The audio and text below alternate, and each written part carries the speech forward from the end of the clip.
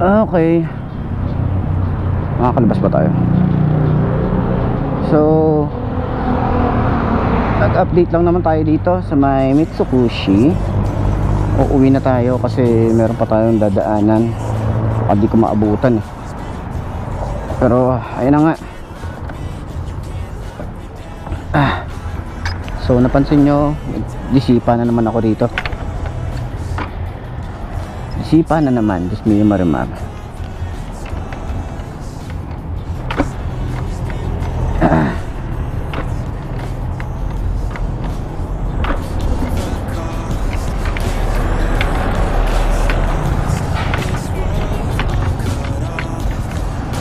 Okay.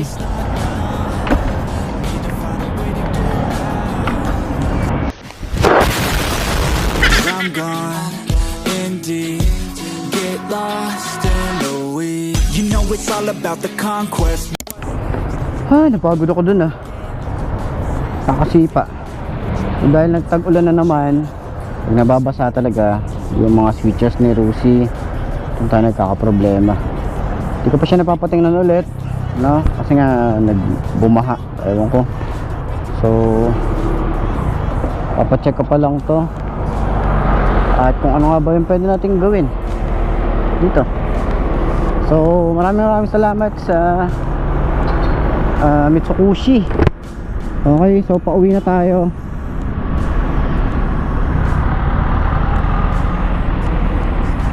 Wala akong masabi, pagod na ako.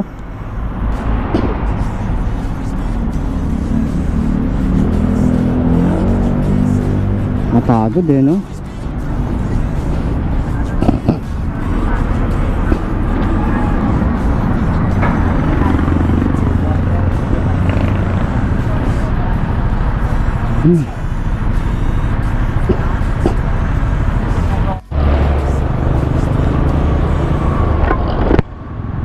Ayun na nga, nag-ikot-ikot na tayo kung saan tayo pwedeng mag-vlog.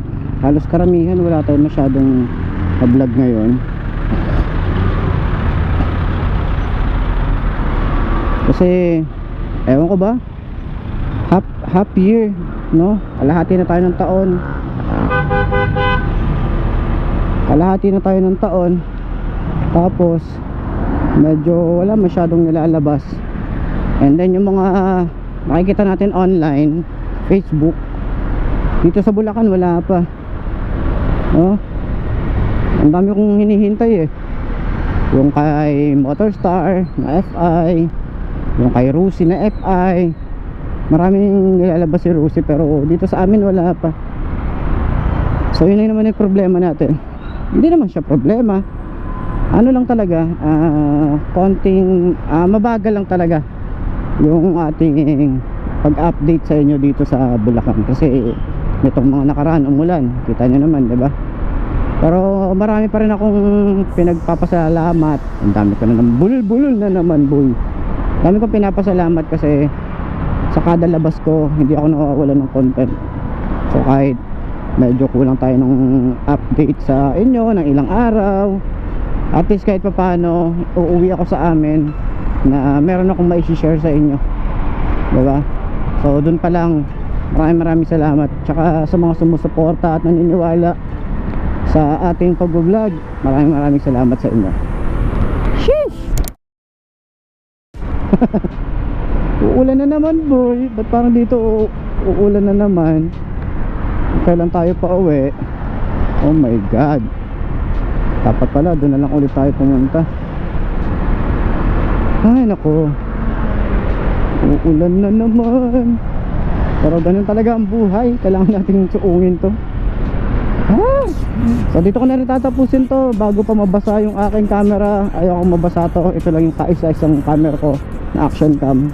So ride safe tayo, keep safe. Okay, sa mga bumabiyahe, ingat tayo palagi. Babush.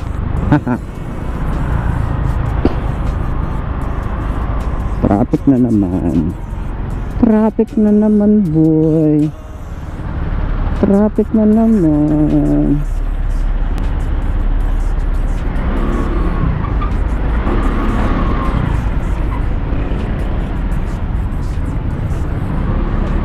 Or 3, 2, 1, go! Oh! Sa Pilipinas lang ba yung parang pag may stoplight, kala mo ano, may karera?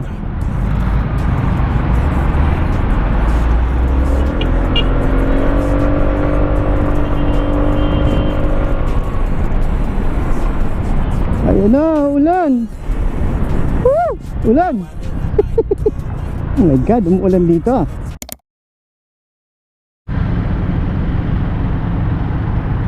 Grabe oh. Hirap maging delivery rider boy. Punong-puno. Punong-puno yan oh. Grabe oh. Kaya hindi rin talaga maiwasan na pagdating sa delivery point is may mga ano, may mga UP ng konti, di ba? Oo, tingnan nyo naman yung pinagdaanan yan. Nako. Ay nako. Saway.